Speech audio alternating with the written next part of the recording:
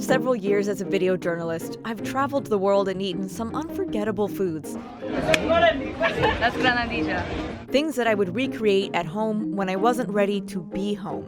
So with each recipe, I'll also give you a movie, a TV show, book, music, or all of them to pair with your food for a full cultural immersion. That's the stuff that changes your life. That's what that is.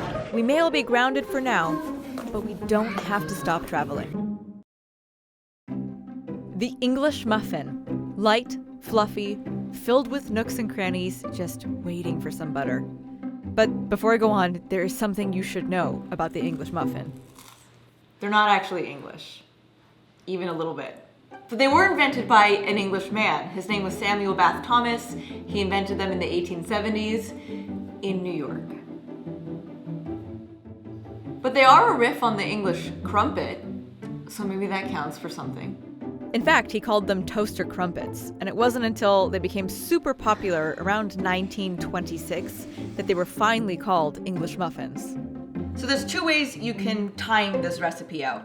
You can do it towards the end of the day, in the late afternoon, and then you let the dough sit in the fridge, and then in the next morning, you have muffins to make for breakfast. Or you can make the whole thing in one day and just let the dough sit for a few hours in the fridge. In that case, you'd have muffins towards the end of the day, like afternoon tea time. I like to do it towards the end of the day. It's about 4:30 right now, so we're gonna make the dough, let it sit in the fridge overnight, and I will have English muffins for breakfast, which is something that I prefer. This is a recipe I adapted from King Arthur Flour's base recipe to use my sourdough starter discard, which if you're one of the millions of new sourdough bakers in the country, you too will have a lot of. This discard is filling up so quickly. I can't bake fast enough with it. I can't stay on top of it. To begin, it's very simple. Combine all the ingredients in the mixer except for the salt. We'll add that last. Oh my God.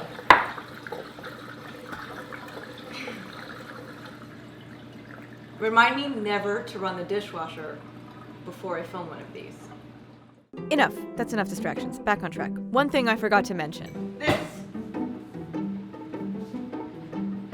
You need the dough hook for this recipe.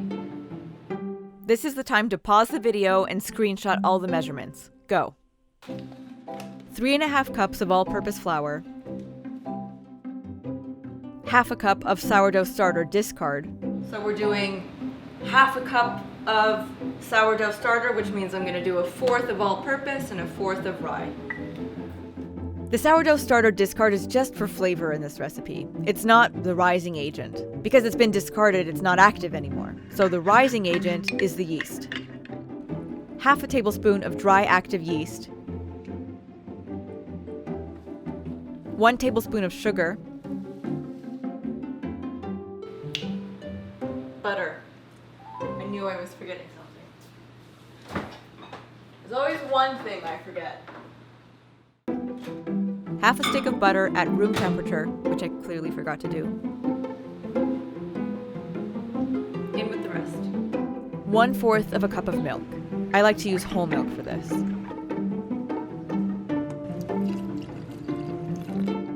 And 1 cup of water.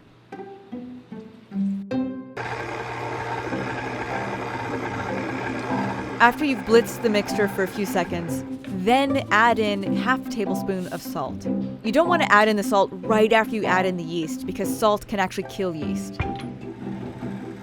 So just stand by and watch it do its work, but just make sure that the dough only just comes together and there's no more unmixed flour. I'm happy with this. You definitely don't want to over-mix it, which is a thing you can do really easily, because it'll make the dough tough. You want to mix it just until it comes together like this. And that's your work for tonight. As soon as it's done, transfer the ball of dough into a lightly greased bowl. Yeah, that's too much grease. Cover the bowl with plastic and pop it into the fridge where it will slow proof overnight. There's absolutely no room in the fridge. Proofing is the process where the dough rests and the yeast has a chance to make it rise. So when you pull this out in the morning, it will have doubled overnight.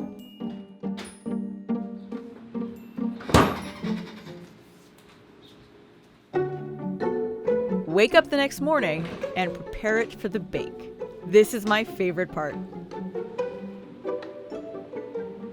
Lightly knead the dough just to release those gases. Let the dough rest and get to room temperature for about 20 minutes. It'll become much easier to work with. While we're waiting for that, we can get out the pan and the other utensils that we're gonna need as soon as it's ready. A rolling pin, a dough scraper, and a pan for grilling. So after the 20 minutes, use the dough scraper to cut the dough into 2 equal parts. Taking the first half of the dough, roll it out to roughly 1/2 inch. I checked this with my dough cutter, but I'm not too fussy about it being very precise. I just get a ballpark. My glasses are just a hair bigger than 3 inches in diameter, which is a really good size to cut these. But the trick here is not to just press the cup down and pinch the pieces off. Instead, you want to cut them out with a really sharp knife. You see those nice cut edges? You can see the layers in the dough. That's what's gonna rise, and that's what's gonna give us that classic English muffin look. And we're off to the races. Repeat this process until you have no more dough left. Keep rolling it out. Let these pieces rest for up to 2 hours. They'll take this proofing time to bulk up one more time just before we bake them off. You can do this part in a regular pan or a griddle pan like I have, but either way, heat it up but don't grease it.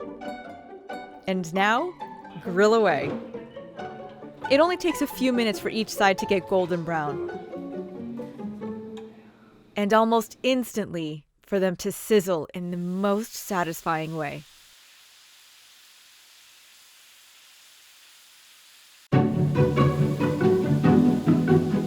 And when you're watching it, you can even see them puffing up as they bake. Oh, I love this part.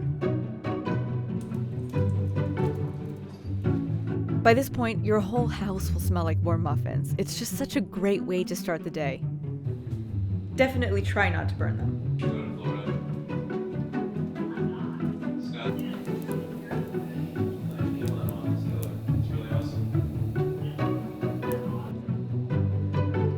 They're best when they're hot off the grill, but just as good, really, toasted with a little bit of butter for up to a week. Like, really good. Okay, to cap off your English muffin experience, here is the movie. The Age of Innocence by Martin Scorsese. Oh, this movie, what a classic. The reason why I paired this movie with the English muffin is because The Age of Innocence takes place in New York in the 1870s, which if you remember from the beginning of the video, that is the exact era that Samuel Bath Thomas invented the English muffin. So by eating your muffins and watching this movie, you can get a greater overall sense of society, of what his environment was like when he invented this. It's genius. He took me to see some houses. I'm told I must move. Happy travels. Comment below if you make this recipe and let me know how it goes. Or even better, if you're on Instagram, post your pictures and tag me @TheTravelMuse so I can see your creations.